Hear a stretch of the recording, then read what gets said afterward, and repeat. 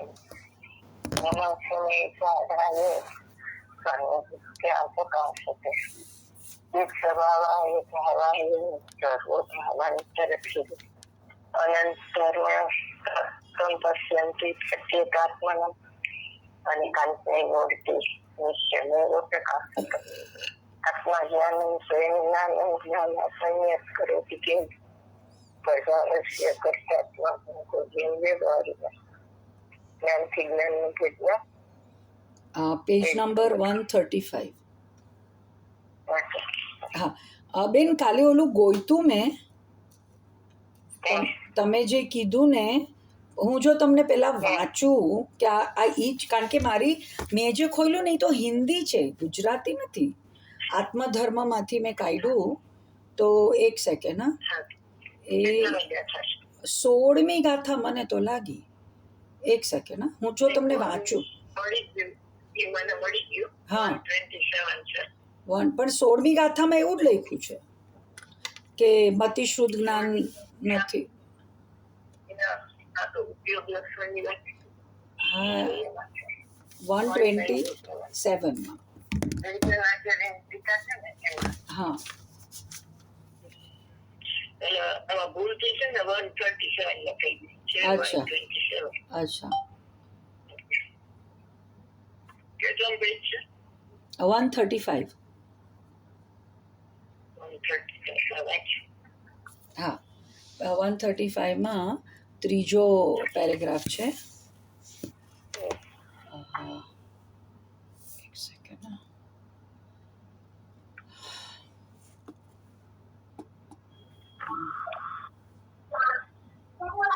એક સેકન્ડ બેન, આ ફોન ઓલું અટકી ગયું છે, પેજ અટકી ગયું. હા હા, બ્રાહ્મણને લાડવાનું દ્રષ્ટાંત આપ્યું હતું. ફરીને એમ પુનરુક્તિ દોષ નથી. જેના ઉપર લક્ષ હોય તે જણાય અને જેના ઉપર લક્ષ ન હોય તે જણાય નહીં. લક્ષ કહો કે રુચિ કહો, ધ્યેય કહો. બ્રાહ્મણને જમવાનું કહ્યું હોય તો તે 2 દિવસ ભૂખ્યો રહે. છોકરાઓ કહે, બાપા જમી લ્યો, તો પણ જમે નહીં. તને ખબર ન પડે. રવિવારે લાડવા ખાવા છે, જજમાનને ત્યાં લાડવા ખાવા છે. લાડવા રવિવારે આવ્યો. ગોર બાપાના મોઢામાં લાડવા આવ્યો નથી ને રુચિ બહુ છે. અમે તો નાની ઉંમરના હતા ને ત્યારે જોયું છે. પહેલાંના કાળમાં તો આવડા મોટા મોટા 2 લાડવા મૂકે. હવે તો આ કાળે લાડુડી થઈ ગઈ, નાના નાના, કેમ કે પેટ હવે હજમ ન કરે. લક્ષપૂર્વક જાણવું એને જાણવું કહેવાય. હા, લક્ષ વિના જણાય એને જાણવું નથી કહેતા. જમવાના થાળમાં બધું છે પણ એની નજર ક્યાં છે? લાડવા ઉપર. તો એને લાડવા જ ખાય, એમ કે લાડવા જ જણાય છે, બીજું કઈ જણાતું નથી. એટલે વચ્ચે પૂરી ને શાક ને બધું લે છે તો વધારે લાડવા ખવાય એટલા માટે લે છે. એમ ભગવાન આત્માનું લક્ષ છે ને એના પૂર્વક તમે જાણો તો એ જાણ્યું કહેવાય. લક્ષ વગર અત્યારે જ્ઞાની અજ્ઞાની બધાના જ્ઞાનમાં પ્રતિભાસ થઈ ગયો છે તો એ જાણવું ન કહેવાય. બરોબર? જ્ઞાની છે એ પરને લક્ષ કરીને જાણે છે, જ્ઞાની છે એ સ્વને લક્ષ કરીને જાણે છે. તો લક્ષણ એને કહેવાય કે જે લક્ષને પ્રસિદ્ધ કરે અને અલક્ષને પ્રસિદ્ધ ન કરે. બરોબર? જ્ઞાનની વ્યાખ્યા શું છે કે પરલક્ષ ભાવાત ચંચલતા રહિતમ અચલમ જ્ઞાનમ. બરોબર? પરમ અધ્યાત્મ તરંગીન થયું 40-42 શ્લોક છે ને. અહીંયા રાજમલજીએ ગુંગારી ભાષામાં કર્યું. તમે નાટક ઉરલી ભાષામાં છે. સુખચંદ્ર આચાર્ય સંસ્કૃતમાં ટીકા કરી છે. અમૃતચંદ્ર આચાર્યની 3 ટીકા છે. બરોબર?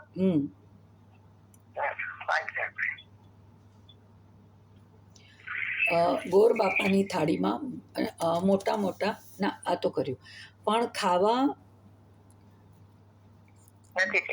નથી કર્યું.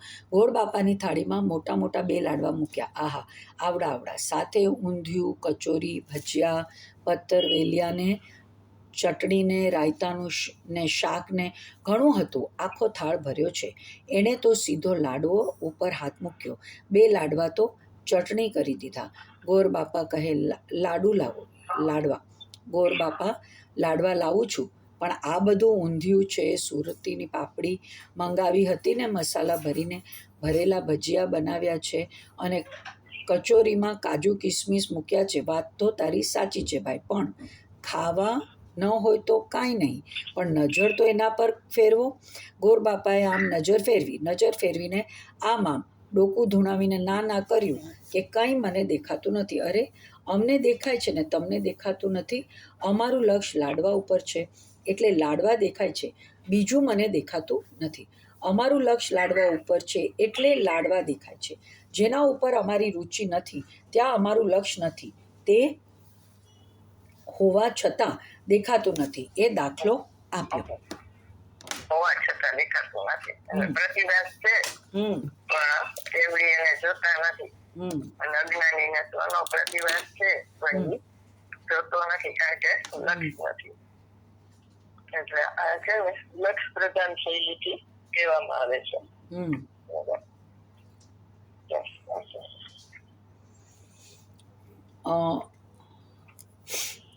જુઓ, એમાં શોભનાબેનના એક બહેન છે. તેનો છોકરો 5 વર્ષનો સંકિત એ જમવા બેઠો હતો. એમાં એની મમ્મીએ પૂછ્યું, આ તને શું દેખાય છે? લાડવો દેખાય છે? સેવ નથી દેખાતી? મને નથી દેખાતી. 5-6 વર્ષના છોકરાએ આ જવાબ આપ્યો. એ વાત એવી છે કે જો સતનો કહેનારો નીકળે ને તો સતને પકડનાર નીકળે જ.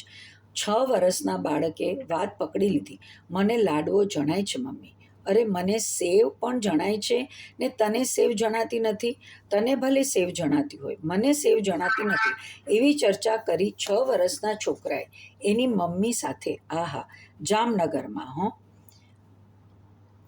અરે, જેના ઉપર લક્ષ્ય છે, જ્ઞાનીને જ્ઞાયક ઉપર લક્ષ્ય છે. લડાઈમાં ઊભા છે ચક્રવર્તી, તો પણ એને જ્ઞાયક સિવાય કાંઈ દેખાતું નથી. એટલે જ્ઞાનીનું લક્ષણ શું છે? શુદ્ધ પરિણતિ છે. શુદ્ધ પરિણતિમાં જાણનારો નિરંતર જણાય છે. ખાતા પીતા ઉઠતા બેસતા હાલતા ચાલતા જાણનારો જણાય છે. એ જાણનારો જ્યાં ભૈરવી બેન આખા દિવસમાં ક્યારે યાદ કરવું પડે? યાદ ન કરવું પડે. છતાં ખબર છે ભૈરવી એમ ભગવાન આત્મા યાદ ન કરવો પડે, છતાં એમાં પોતા ભાવ થઈ ગયું છે ને, તો એ જેને જણાય છે.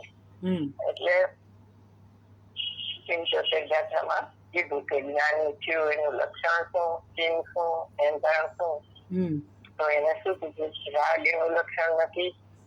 રાગને જણાય એવું જ્ઞાન તો ઇન્દ્રિય જ્ઞાન છે, પણ લક્ષણ નથી.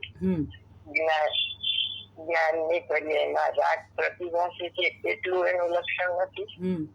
જ્ઞાનની પર્યાયમાં જ્ઞાયક પ્રતિભાસી છે એટલું લક્ષણ નથી. પણ એટલા જ જ્ઞાયકને જાણે છે.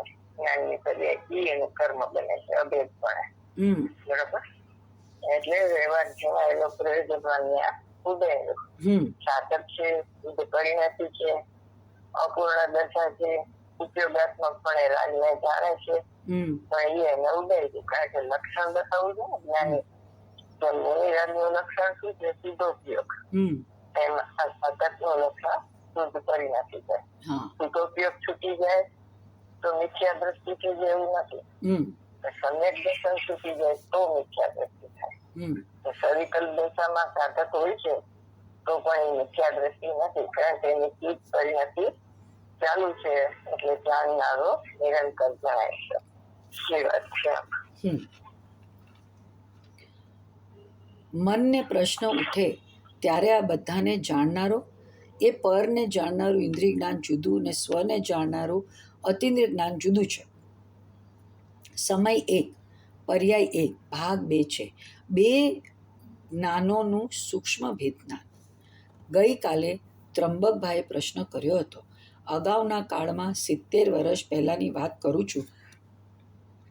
ત્યાં સર્પ લઈને આવે, મદારી, 2 મોઢાવાળા સર્પ, એને મોઢા 2 હોય અને જ્ઞાન પર્યાય 1, સમય 1 અને એના 2 મુખ થઈ જાય છે, થોડું બહિર્મુખ ને થોડું અંતર.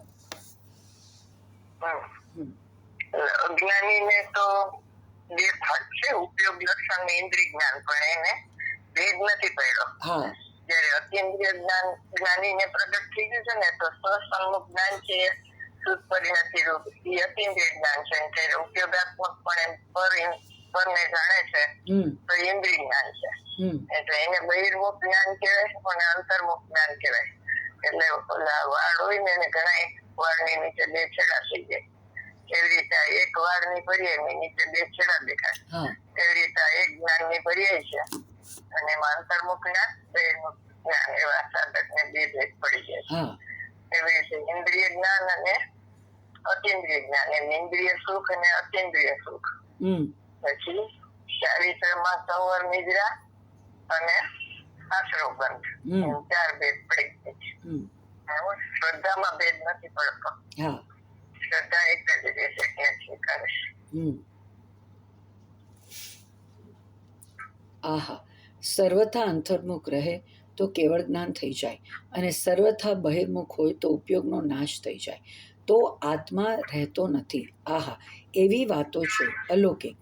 કેમ ઉપયોગનો નાશ થઈ જાય? કેમ ઉપયોગમાં સર્વથા પર જણાય એવું તો છે જ નહીં. પર જણાય સર્વથા તો જળ થઈ જાય. બરોબર. એટલે સતીગાની ગાથામાં આવ્યું ને કે આત્મા પરને જાણે તો આત્માનો નાશ થઈ જાય, કારણ કે એ જળમાં તન્મય થઈ જાય છે.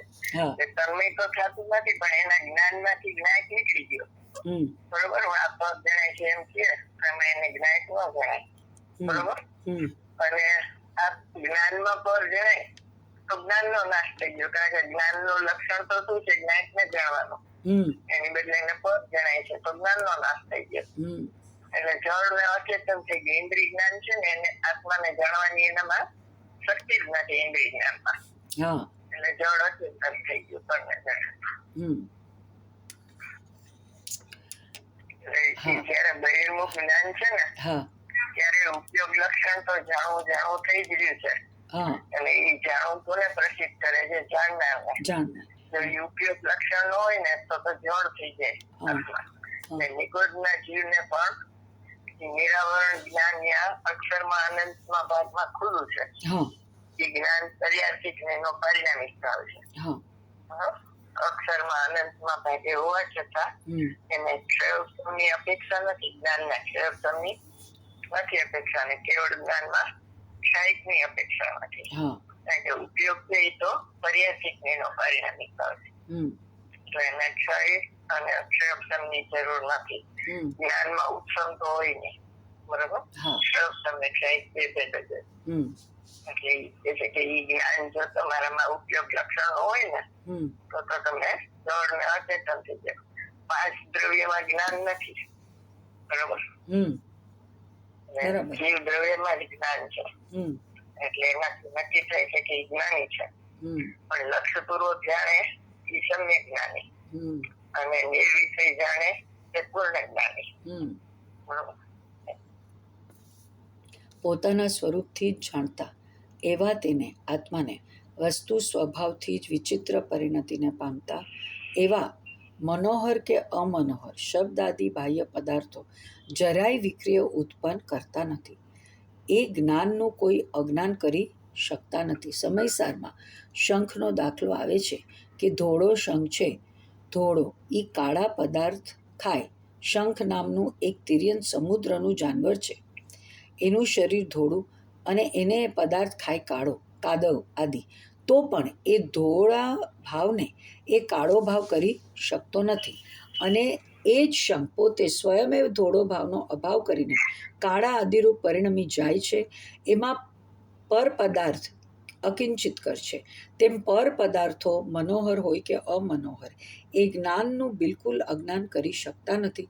સાચા દેવગુરુ શાસ્ત્રો હોય તો પણ જ્ઞાનની પ્રગટતા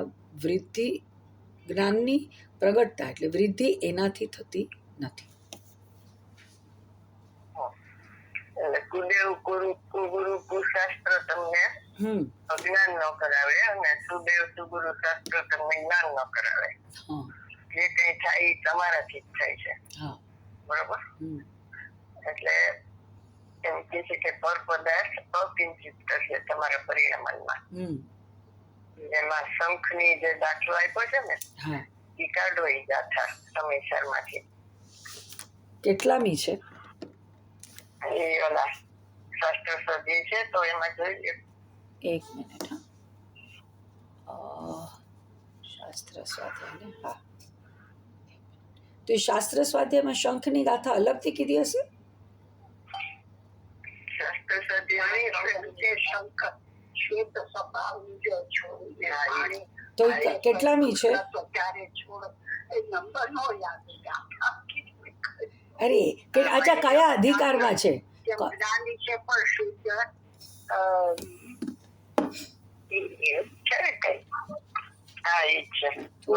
પણ કયા અધિકારમાં છે એ ખબર છે? તમારી પાસે છે ઓલું શાસ્ત્ર સ્વાધ્યાય? એટલે જે પુસ્તક છે શાસ્ત્ર સ્વાધ્યાય. એક સેકન્ડ લઈ આવું, એક સેકન્ડ બધી ગાથાઓ લખી હોય ને. હા હા, એ છે મારી પાસે. હા છે લઈ આવો. એમાં જો એમાં મળી જશે.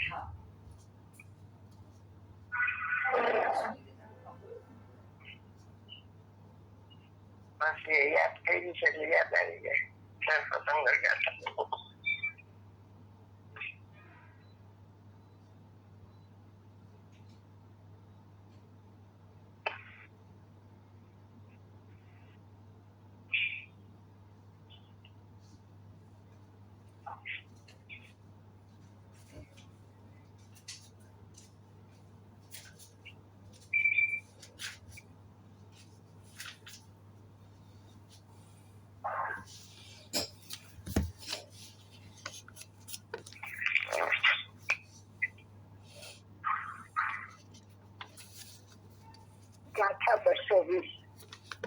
ગાથા 220.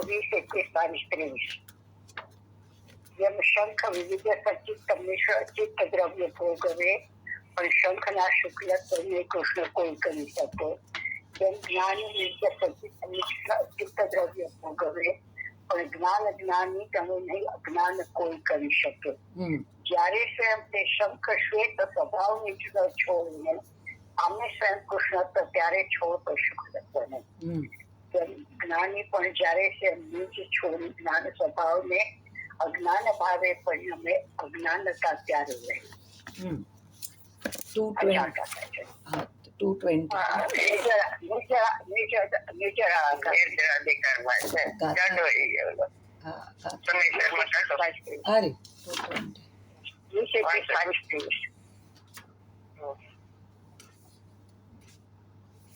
અરે ઓકે, હવે અર્થના દ્રષ્ટાંતથી દ્રઢ કરે છે. જેમ શંખ, એ તો આજે તમે વાંચ્યું ને, હવે આગળ ગાથાર્થ વાંચું કે ભાવ ઓલું? હા. જેમ શંખ અનેક પ્રકારના સચિત અચિતને મિશ્ર દ્રવ્યોને ભોગવે છે, ખાય છે, તો પણ તેનું શ્વેતપણું કૃષ્ણ કરી શકાતું નથી, તેમ જ્ઞાની પણ અનેક પ્રકારના સચિત અચિત અને મિશ્ર દ્રવ્યોને ભોગવે તો પણ તેનું જ્ઞાન કોઈથી અજ્ઞાન કરી શકાતું નથી. જ્યારે તે જ શંખ પોતે તે શ્વેત સ્વભાવને છોડીને કૃષ્ણ ભાવને પામે અર્થાત કૃષ્ણ ભાવે પરિણમે ત્યારે શ્વેતપણાને છોડી અર્થાત કાળો બને. તેવી રીતે ખરેખર જ્ઞાની પણ પોતે જ્યારે તે જ્ઞાન સ્વભાવને છોડીને અજ્ઞાન રૂપે પરિણમે ત્યારે અજ્ઞાનપણે પામે. ટીકા. જેમ શંખ પરદ્રવ્યને ભોગવે ખાય તો પણ તેનું શ્વેતપણું પર વડે કૃષ્ણ કરી શકાતું નથી. સી ઇન ધેટ રૂમ, ખાનાઓ બધા છે ને એમાં, તને જો જોતું હોય તો. કારણ કે પર અર્થાત પરદ્રવ્ય કોઈ દ્રવ્યને પર ભાવ સ્વરૂપ કરવાનું નિમિત્ત અર્થાત કારણ બની શકતું નથી. તેવી રીતે જ્ઞાની પરદ્રવ્યને ભોગવે તો પણ તેનું જ્ઞાન પર વડે અજ્ઞાન કરી શકાતું નથી. કારણ કે પર અર્થાત પરદ્રવ્ય કોઈ દ્રવ્યને પર ભાવ સ્વરૂપ કરવાનું નિમિત્ત બની શકતું નથી. માટે જ્ઞાનીને પરના અપરાધના નિમિત્તે બંધ થતો નથી. વળી જ્યારે તે જ શંખ પરદ્રવ્યને ભોગવતો અથવા નહીં ભોગવતો થકો શ્વેત ભાવને છોડી સ્વયમેવ કૃષ્ણ ભાવે પરિણમે, ત્યારે તેનો શ્વેત ભાવ સ્વયંકૃત કૃષ્ણ થાય છે, અર્થાત પોતાથી જ કરવામાં આવેલા કૃષ્ણ ભાવરૂપ થાય છે. તેવી રીતે જ્યારે તે જ જ્ઞાની પરદ્રવ્યને ભોગવતો અથવા નહીં ભોગવતો થકો જ્ઞાનને છોડીને સ્વયમેવ અજ્ઞાન રૂપે પરિણમે, ત્યારે તેનું જ્ઞાન સ્વયંકૃત અજ્ઞાન થાય. માટે જ્ઞાનીને જો બંધ થાય તો પોતાના જ અપરાધ નિમિત્તે અર્થાત પોતે જ અજ્ઞાનપણે પરિણમે ત્યારે બંધ થાય છે. ભાવાર્થ: જેમ શંખ કે જે શ્વેત છે તે પરના ભક્ષણથી કાળો થતો નથી, પરંતુ જ્યારે પોતે જ કાલીમા રૂપે પરિણમે ત્યારે કાળો થાય છે. તેવી રીતે જ્ઞાની પરના ઉપભોગથી અજ્ઞાની થતો નથી, પરંતુ જ્યારે પોતે જ અજ્ઞાન રૂપે પરિણમે ત્યારે અજ્ઞાની થાય છે અને ત્યારે બંધ કરે છે.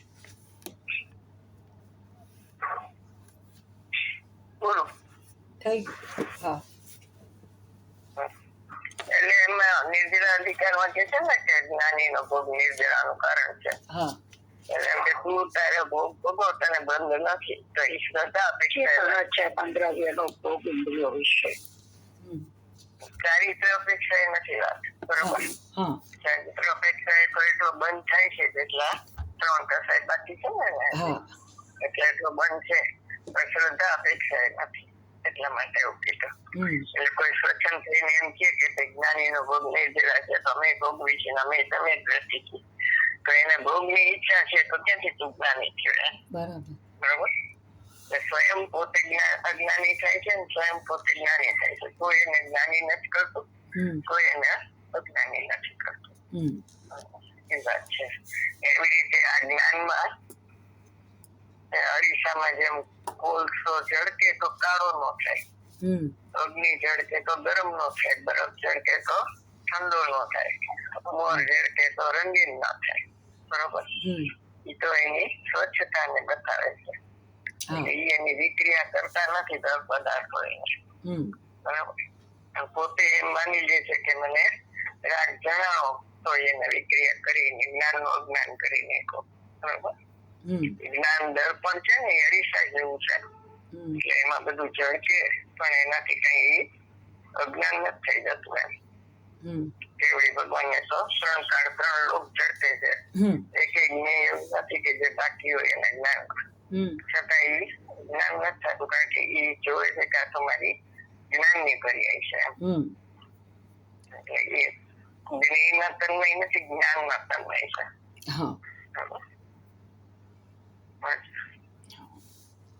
ફરીથી વાંચો આપણે. હા, જરા ફરીથી વાંચવો પડશે. એક મિનિટ. પોતાના સ્વરૂપથી જ જાણતો એવો તેને આત્માને વસ્તુ સ્વભાવથી જ વિચિત્ર પરિણતિને પામતા એવા મનોહર કે અમનોહર શબ્દાદિ બાહ્ય પદાર્થો જરાય વિક્રિય ઉત્પન્ન કરતા નથી. એ જ્ઞાનનું કોઈ અજ્ઞાન કરી શકતા નથી. સમયસારમાં શંખનો દાખલો આવે છે કે ધોળો શંખ છે, ધોળો એ કાળા પદાર્થ ખાય. શંખ નામનો એક તિર્યન સમુદ્રનું જાનવર છે, એનું શરીર ધોળું અને એને એ પદાર્થ ખાય કાળો કાદવ આદિ, તો પણ એ ધોળા ભાવને એ કાળો ભાવ કરી શકતો નથી. અને એ જ શંખ પોતે સ્વયમેવ ધોળા ભાવનો અભાવ કરીને કાળા આદિ રૂપે પરિણમી જાય છે. એમાં પર પદાર્થ અકિંચિત કર છે. તેમ પર પદાર્થો મનોહર હોય કે અમનોહર એ જ્ઞાનનું બિલકુલ અજ્ઞાન કરી શકતા નથી. સાચા દેવગુરુ શાસ્ત્રો હોય તો પણ જ્ઞાનની પ્રગટતા વૃદ્ધિ એનાથી થતી નથી.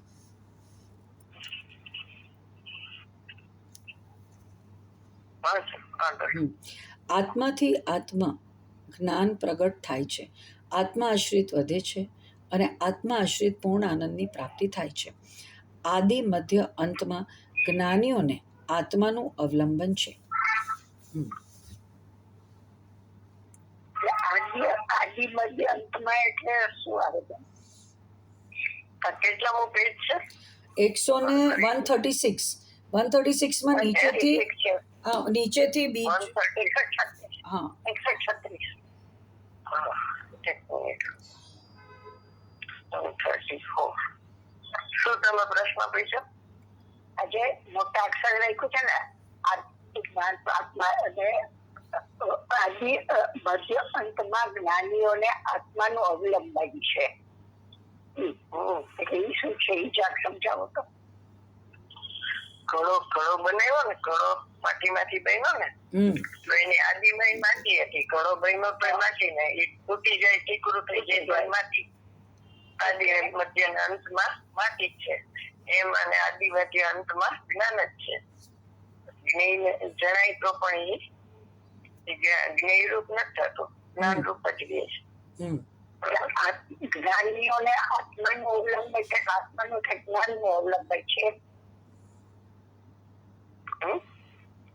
આમાં જે લખ્યું છે ને આદિ મધ્ય અંતમાં, તમે માટીનું કીધું ને કે ગળાની આદિમાં માટી, મધ્યમાં માટી અને તૂટે ત્યારે માટી. તો જ્ઞાનીઓને આત્માનું અવલંબન એટલે એમાં ઈ શું અમારે આત્માનું પરિણામી દ્રવ્ય છે ને, પરિણામી દ્રવ્ય છે ને, તો એને નિગુતિ માંડીને ચીજ સુધી જ્ઞાન જ છે ને, જડતી છે, જ્ઞાનની જ વાનગી છે એના જ્ઞાનમાં. તો એમાં અભિજ્ઞાન, મનપર્ય જ્ઞાન, કેવળ જ્ઞાન લ્યો ને તો ભેદ પડી ગયો. ખાલી જ્ઞાન જુઓ આદિ મધ્ય અંતમાં, તો જો નિગોદ મેં સોઈ મુજ મેં સોઈ મોક્ષ મજાય, ભેદ કછું નહીં ભેદ જીને સંસાર. ભેદ તો કેવી રીતે પડે? જ્ઞેયના લક્ષથી જ્ઞાનમાં ભેદ પડે. મતિશ્રુત જ્ઞાન કેટલા જ્ઞેયને જાણે, અવધિ જ્ઞાન કેટલા જ્ઞેયને જાણે, મનપર્ય જ્ઞાન કેટલા જ્ઞેયને જાણે, કેવળ જ્ઞાન કેટલા જ્ઞેયને જાણે. એવી રીતે જ્ઞેયના ભેદથી જ્ઞાનમાં ભેદ પડ્યો, એને વિકલ્પ કહેવાય. પણ બધામાં મતિ જ્ઞાન, શ્રુત જ્ઞાન, અવધિ જ્ઞાન, મનપર્ય જ્ઞાન, કેવળ જ્ઞાન, જ્ઞાન કોમન છે. તો આદિ મધ્ય અંતમાં શું છે? જ્ઞાન જ છે.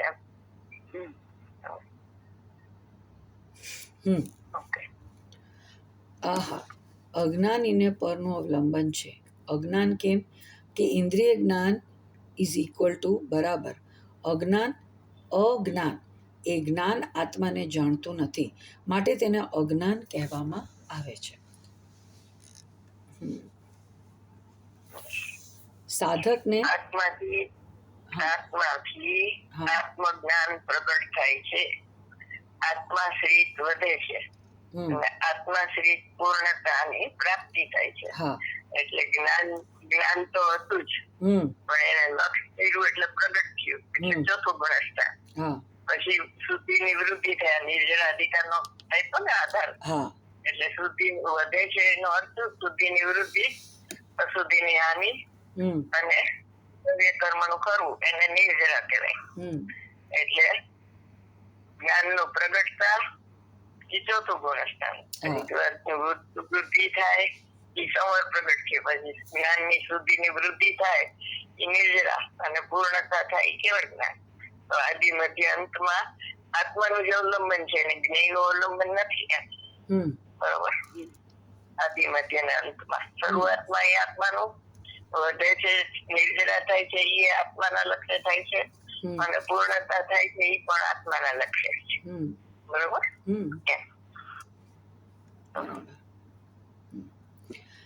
પરનું અવલંબન નથી અજ્ઞાની ને, પરનું અવલંબન છે અજ્ઞાની ને છે. જ્ઞાની ને તો આત્માનું જ અવલંબન છે. ઇન્દ્રિય જ્ઞાન ઇઝ ઇક્વલ ટુ અજ્ઞાન. બરોબર. અજ્ઞાન એટલે શું? આત્માને જાણે એને જ્ઞાન કહેવાય, આત્મા ન જાણે એને અજ્ઞાન કહેવાય. બરોબર. એટલે તે જ્ઞાન આત્માને જાણતું નથી, માટે અજ્ઞાન કહેવામાં આવે. સાધક ને સમ્યક જ્ઞાન હોવા છતાં અજ્ઞાન નથી. બરોબર. કારણ કે એ આત્માને પ્રસિદ્ધ કરે છે એનું જ્ઞાન.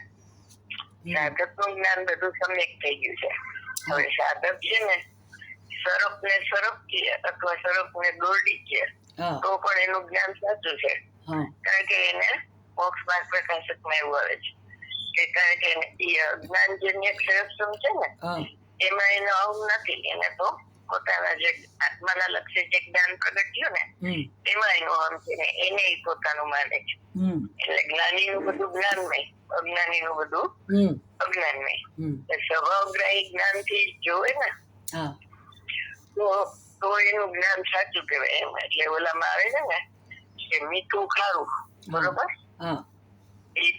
અને એક જ ટેબલ ઉપર બેઠા છે જ્ઞાની ને જ્ઞાની. એટલે શાક ખારું અજ્ઞાની કે છે, અને જ્ઞાની શું કે મીઠું ખારું છે, શાક ખારું નથી. સામાન્યમાં મીઠું ખારું છે, અને વિશેષમાં હોય તો મીઠું ખારું છે. એને વિશેષમાં પણ સામાન્ય દેખાય છે જ્ઞાનીને.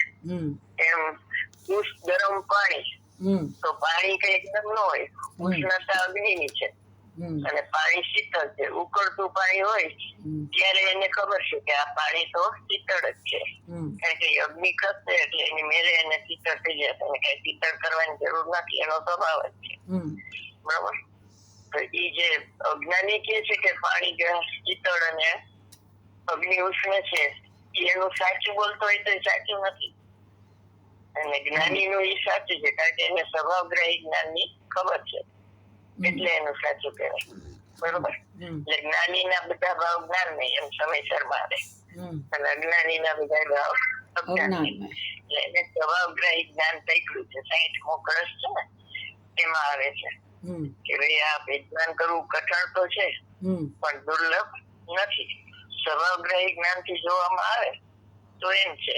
એટલે એમાં આ ઉષ્ણ પાણી નો દાખલો આપ્યો છે, અને મીઠા નો આપ્યો છે, અને બીજું એમાં એમ કીધું કે ઉપચાર થી કરતા છે નિર્મળ ભરી.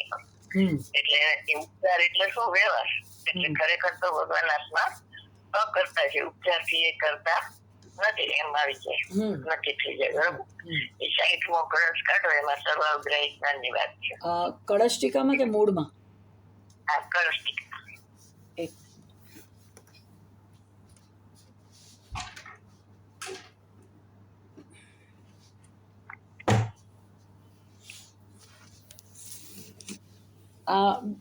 બેન, મારી પાસે આ કળશ ટીકા કોની છે ખબર છે?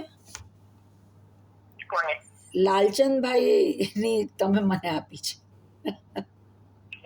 લાલચંદભાઈ ની ઘરેથી કઈક કળશ ટીકા ના પુસ્તકો ને, એટલે અમુક બધી પુસ્તકો કઈક લઈ આવ્યા હતા, ને હું રાજકોટ આવી હતી ને તો તમે મને ઈ આપી છે. હા, ઈ ઓલા રાજુભાઈ છે ને, લંડન વાળા, એને જોઈ છે. પણ ઈ ના, આમાં લીટી વાળી નથી. આ લાલ લીટી નથી કરી. ના, આમાં કવર ચડાવેલું છે લાલ, અને એની ઉપર આમ ઓલી રિબિન ને એવું લગાડેલું છે, પણ અંદરમાં લાલ લીટી નથી. ના, ઈ વાળી નથી. ના. અચ્છા, એ તરીકે તો કે લાલ લીટી વાળી હોય ને તો મારે જોઈ છે કેવી. હા, 60મો ને.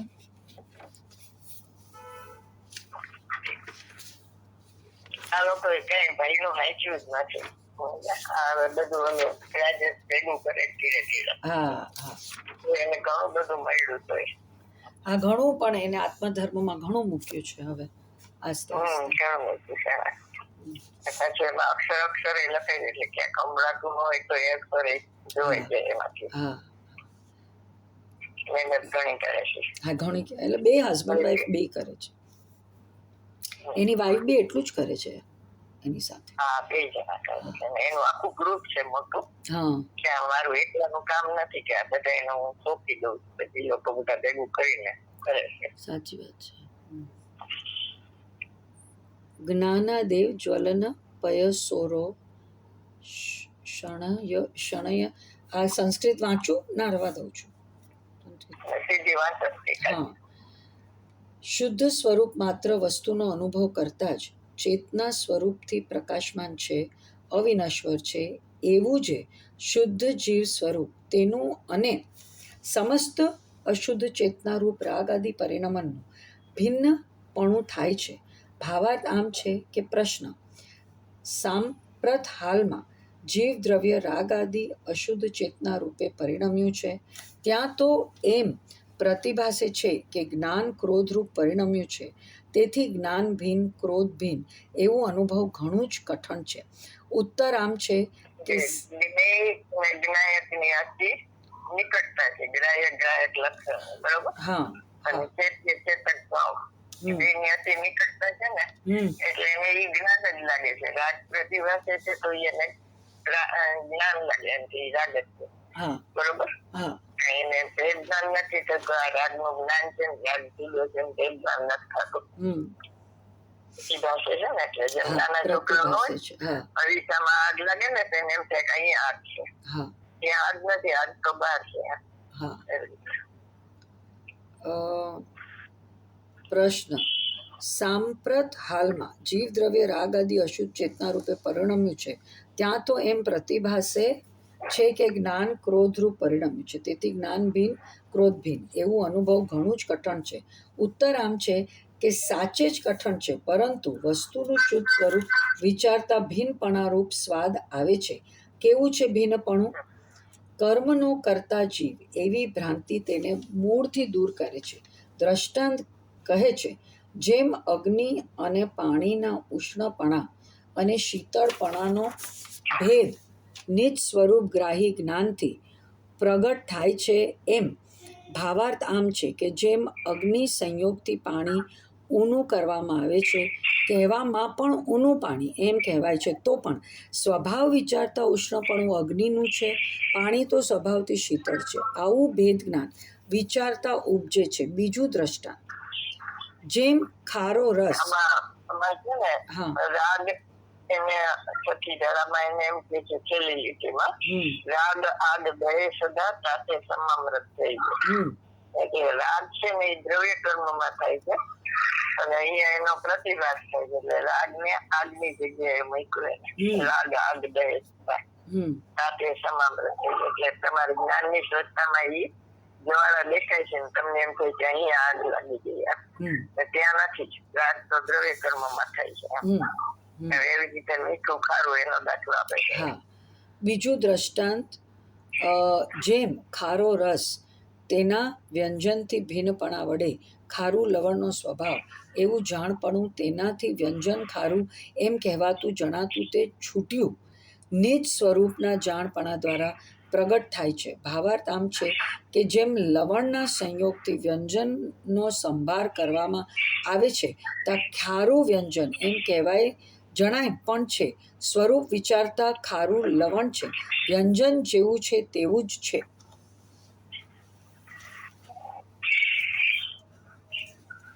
થઈ ગયું? હા.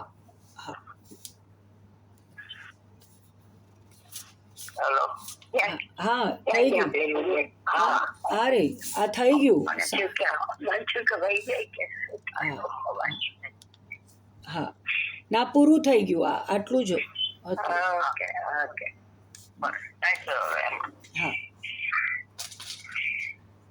હા, હવે એક સેકન્ડ. સાધકને સમ્યક જ્ઞાન હોવા છતાં એ અજ્ઞાન નથી. સાધકનું જ્ઞાન બધું સમ્યક થઈ ગયું છે. હવે મિથ્યા જ્ઞાન તો નથી, છતાં તે માનસિક જ્ઞાન સમ્યક હોવા છતાં આત્મિક જ્ઞાન નથી. એ પર લક્ષણવાળું પર સત્તાવલંબી જ્ઞાન છે. આહા, મનોહર કે અમનોહર શબ્દ આદિ બાહ્ય પદાર્થો જરાય વિક્રિયા ઉત્પન્ન કરી શકતા નથી. લ્યો, આ ગાથા પૂરી થઈ. હવે ટોટલ મારે છે.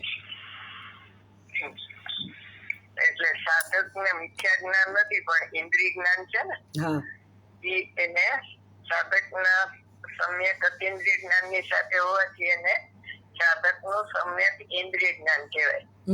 એટલે એને અહીંયા માનસિક જ્ઞાન સમ્યક હોવા છતાં આત્મિક નથી એમ કહ્યું. એ પરલક્ષ છે અને આત્મિક જ્ઞાન સ્વલક્ષ થાય.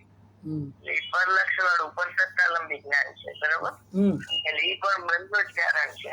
સાધક ને હોય તો અજ્ઞાની ને તો છે, સાધક ને એ બંધનું જ કારણ છે. એટલે મનોહર અમનોહર શબ્દાદી બાહ્ય પદાર્થ થી જરાય વિક્રિયા ઉત્પન્ન કરી શકતા નથી.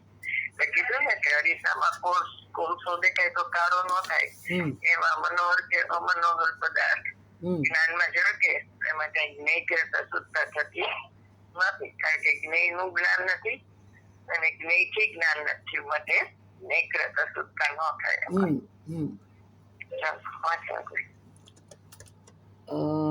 આ રીતે આત્મા દીવાની જેમ દીવાનું દ્રષ્ટાંત આપ્યું છે. પર પ્રત્યે સદાય ઉદાસીન છે. આત્મા પરનું બિલકુલ લક્ષ્ય કરતો નથી, અને જે પરને લક્ષ્ય કરે છે તે અનાત્મા છે, અજ્ઞાની છે. આહા, ભલે થોડો ટાઈમ ઇન્દ્રિય જ્ઞાન પરનું લક્ષ્ય કરે, પણ હું પરનું લક્ષ્ય કરું એવો મારો સ્વભાવ નથી. ઇન્દ્રિય જ્ઞાનથી અતિન્દ્રિય જ્ઞાનમય આત્મા ભિન્ન છે. તેનું લક્ષણ કરતાં જે ઉપયોગ લક્ષણ છે તે શુદ્ધ ઉપયોગ અતિન્દ્રિય જ્ઞાનમય થઈને તે પરિણમી જાય છે, અંદર અભેદ થાય છે, અર્થાત સામાન્ય એવું વિશેષ પરિણમે છે. ત્યારે લક્ષ્યનો ભેદ રહેતો નથી. આમ પરથી સદાય ઉદાસીન છે, મધ્યસ્થ છે, તટસ્થ છે, અર્થાત કોઈ પણ સંબંધ વગરનો છે.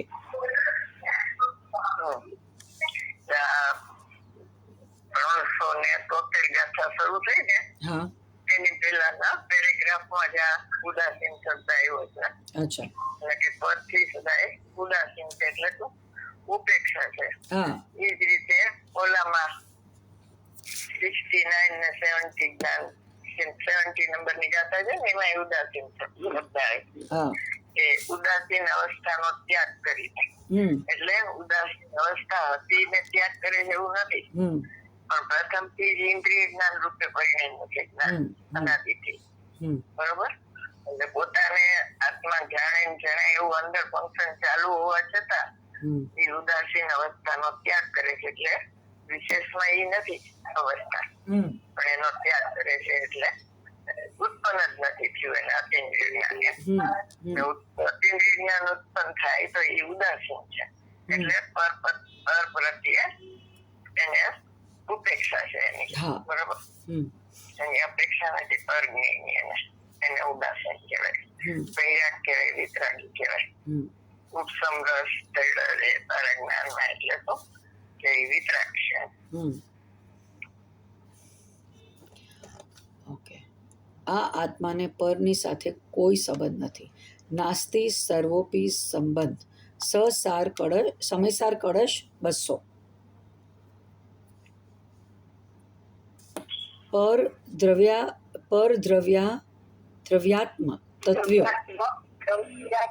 પરદ્રવ્યાત્મ તત્વ્યો. આ ભગવાન આત્મા છે અને પર પદાર્થની સાથે કર્તા કર્મ સંબંધ નથી, નિમિત્ત નૈમિત્તિક સંબંધ નથી. પર નિમિત્ત થાય અને અહીં નૈમિત્તિક થાય એમ નહીં કે અહીં નિમિત્ત થાય ને પર પદાર્થની પર્યાય નૈમિત્તિક થાય એમ છે નહીં. અને આત્માને જ્ઞાન જ્ઞેય સંબંધ પણ નથી. જ્ઞાન જ્ઞેય લખ્યું છે.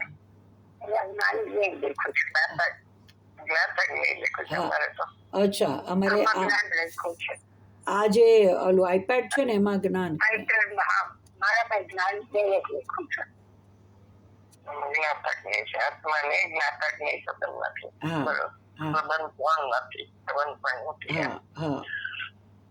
એટલે સર્વોપી સંબંધ છે ને 200મો કળશ, એમાં અમૃતચંદ્રાચાર્ય તો કરતા કર્મ નિષેધ કર્યો છે કે આત્મા કરતા ને રાગ મારું કર્મ એમ નથી, અને દ્રવ્ય કર્મ કરતા ને રાગ એનું કર્મ એમ પણ નથી. બરોબર? એટલે કરતા કર્મ અધિકારમાં આવે છે 200 કળશ, એટલે એનો નિષેધ કર્યો છે. પણ નિમિત્ત નૈમિત્તિક સંબંધ નથી. એટલે લોકાલોક નિમિત્ત અને કેવળ જ્ઞાન નૈમિત્તિક એમ નથી, અને કેવળ જ્ઞાન નિમિત્ત અને લોકાલોક નૈમિત્તિક એમ પણ નથી. પર નિમિત્ત થાય અને નૈમિત્તિક થાય એમ પણ નહીં. બરોબર? અને નિમિત્ત થાય ને પર પદાર્થની પર્યાય નૈમિત્તિક થાય એમ પણ નહીં. અને આત્માને જ્ઞાતાજ્ઞેય સંબંધ પણ નથી. બરોબર? આ જયસેમાચાર્યની જે ટીકા છે તાત્પર્ય વૃત્તિ ટીકા, એમાં 200મો કળશ છે ને એમાં એને જ્ઞાતાજ્ઞેય સંબંધ ને નિમિત્ત નૈમિત્તિક બધા સંબંધની નાસ્તી કીધી. કારણ કે આ કળશમાં લખ્યું છે ને નાસ્તી સર્વોપી સંબંધ, એટલે બધાની નાસ્તી કીધી એમ. અને પ્રવચનસારની 200 ગાથા એમાં જયસેનાચાર્યની ટીકા છે, એમાં એને નિષેધ કર્યો છે કે જ્ઞાન સંબંધની નાસ્તી છે. જયારે અમૃતચંદ્રાચાર્ય પ્રતિવાસ રાખ્યો કે જ્ઞાયક શબ્દની અનિવાર્યતા હોવાથી બધા જ્ઞાઓ એમાં દટાઈ ગયા, ચિતરાઈ ગયા, ખોડાઈ ગયા, એવું બધું આવે છે. એટલે એને અનિવાર્યતા બતાવી. એટલે અનિવાર્યતા બતાવી એમાં પ્રતિભાસની મુખ્યતા છે, અને જ્ઞાયક સંબંધ નથી એમાં લક્ષની મુખ્યતા છે. કે લક્ષ કરીને એને જાણતા નથી કેવડી ભગવાન, એ તો પોતાની પર્યાયને જાણે છે અને એમાં એ જણાઈ જાય છે. બરોબર. એનું લક્ષ્ય લોકાલોકની સન્મુખ નથી, એનું લક્ષ્ય તો આત્માની સન્મુખ છે, એમાં એ જણાઈ જાય છે. એટલે એકને જાણતા બધું જણાઈ જાય, બધાને જાણે એકને જાણે એમ. એટલે આત્મજ્ઞાન ની સર્વજ્ઞ શક્તિ છે. બરોબર. એમાં આત્મ જ જણાય બધું. એટલે કેવળ ઓલાકી છે શ્રીમદ રાજચંદ્ર, કેવળ નિજ સ્વભાવનું અખંડ વર્તે જ્ઞાન, કહીએ કેવળ જ્ઞાન તે બે છતાં નિર્વાણ. એવી રીતે 8મા કળશમાં એમ કીધું, જીવ ચેતના લક્ષણથી જીવને જાણે છે, સ્વપદને જાણે છે એમ ન કીધું. કારણ કે ચેતના લક્ષણ છે એ ઉત્પાદ છે, એ ગૃહને પ્રસિદ્ધ કરીને વ્યય પામે છે. બરોબર. અને શુદ્ધ ઉપયોગમાં પણ એવું જ, આ સામાન્ય ઉપયોગમાં પણ એવું છે. સોગાની જે કીધું છે કે ઉત્પાદ ગૃહને પ્રસિદ્ધ કરીને વ્યય થાય. અને એક 165 ગાથા છે નિયમસારની, એમાં દર્શનનું લક્ષણ સ્વપ્રકાશક જ છે અને જ્ઞાનનું લક્ષણ પણ પ્રકાશક જ છે. જ લગાડ્યું એટલે સમ્યક એક કામ કર્યું. બરોબર. એટલે ઈ સ્વપર પ્રકાશક એનું લક્ષણ નથી, સ્વપ્રકાશક છે. કારણ કે જ્ઞાન જેનું હોય એને પ્રસિદ્ધ કરે ને, જેનું ન હોય એને થોડું પ્રસિદ્ધ કરે. પંચાયતીમાં એમ કીધું કે સ્વપર પ્રકાશક એ અસત લક્ષણ છે. કારણ કે જ્ઞાનીને હોય છે, અજ્ઞાનીને આત્માનું લક્ષ નથી હોતું. એટલે સ્વપર પ્રકાશક અસત લક્ષણ છે. સ્વપર પ્રતિભાસ કયો ને તો એ નિર્દોષ લક્ષણ છે. એમાં અતિવ્યાપ્તિ, અવ્યાપ્તિ અને અસંભવ દોષનો રહિત છે, એટલે એ નિર્દોષ લક્ષણ છે. બધી અવસ્થામાં ઉપયોગ લક્ષણ હોય છે અને જે સિવાય બીજા દ્રવ્યમાં હોતું નથી. એટલે અતિવ્યાપ્તિ દોષ નથી, બધી અવસ્થામાં છે એટલે અવ્યાપ્તિ દોષ નથી, અને કુદલના લક્ષણ નથી, અરસ, અસ્પર્શ, અગંધ, અવર્ણ એવું છે. બરોબર. ઉપયોગ લક્ષણ એટલે એ અસંભવ દોષથી રહિત છે, માટે એ નિર્દોષ લક્ષણ છે. જ્ઞાનની પર્યાય સત હેતુક છે, એટલે સત હોય ને એને જ્ઞેયની અપેક્ષા ન હોય. તેને અંદરના વિશ્વ કે બહારના વિશ્વની એને અપેક્ષા નથી. એ તો સ્વયં એની પોતાની જ્ઞાનની પર્યાયમાં જે ઝળકે છે એને જાણે છે. એટલે જ્ઞાનની પર્યાયને જાણે ઈશ્વર, અને એમાં આનંદ આદિ અનંતી પર્યાયો, ગુણ અનંતા અને દ્રવ્ય એ બધું એમાં આવે નહીં. જ્ઞાનની પર્યાયમાં એક સમયની પર્યાયમાં એ બધું ન આવે, પણ એનું સામર્થ્ય આવે. એટલે એને કીધું કે ઈ એના માટે પર છે, અંદર આવતું નથી ને, એટલે પર છે. જ્ઞાનની પર્યાયને જાણે ઈશ્વર છે. એવી રીતે લોકાલોક છે એ ઉપકરિત અસદભૂત વ્યવહારમાંથી છે. બહારનું વિશ્વ અંદર ઝળકે છે ને, કારણ કે એ પોતાના દ્રવ્ય ગુણ પર્યાયની બહાર છે, અને આ ઉપકરિત સદભૂત વ્યવહારથી છે, કારણ કે એ કથનચિત અભેદ છે. એટલે યોગશાસ્ત્ર વ્રતમાં કહે છે ને કે ભાઈ આ તને તારાથી સર્વથાધીન છે, તારા દ્રવ્ય ગુણ પર્યાયમાં ક્યાંય નથી આવતું લોકાલોક, તો ઈ જણે છે એમ તું કે મને આ જણે અને તારાથી કથનચિત અભિન્ન છે તારા દ્રવ્ય ગુણ અને બીજી આનંદથી કરીએ, તો ઈ મને નથી જણાતું એમ કેસ તો અમને આશ્ચર્ય થાય છે. ઓલું સર્વથાધીનમાં આ પડે ને આમાં કથનચિત અભિન્નમાં આ નથી પડતો. ખૂબ એના માટે કે કટપટાદી જાણતું, તેથી તેને માન, જાણનારને માન નહીં કહીએ કે જ્ઞાન. જાણનારો છે એ તો જ્ઞાયક થી અભેદ છે. જાણવું એ જ્ઞાન થી, જ્ઞાન ને જ્ઞાયક બધું અભેદ છે. લક્ષણ અભેદ છે. સમજાવવા માટે ભેદ પાડ્યો તો બાકી અહીંયા કઈ ભેદ છે નહીં. જ્ઞાનમાં એવું હતું કે જ્ઞાયકમાં ગયો છું એવું અભેદ પરિગમન છે બરોબર. આત્માને કોઈ સ્તર સાથે સંબંધ નથી, સ્વપ્રકાશક જ છે. એના 5 દાખલા આપ્યા તમને બરોબર. ઉપયોગમાં ઉપયોગ છે એ પણ સ્વપ્રકાશક. ઉપયોગમાં ક્રોધ આદિ નથી એટલે પરનો નિષેધ કર્યો. બેન પૂરો થયો ટાઈમ. થઈ ગયો ટાઈમ. જાવાણી છે, જ્ઞાન છે, કુજે લોકાલોક, સોવાણી મસ્તક સુધા દેશો. જય જીનેન્દ્ર. જય જીનેન્દ્ર.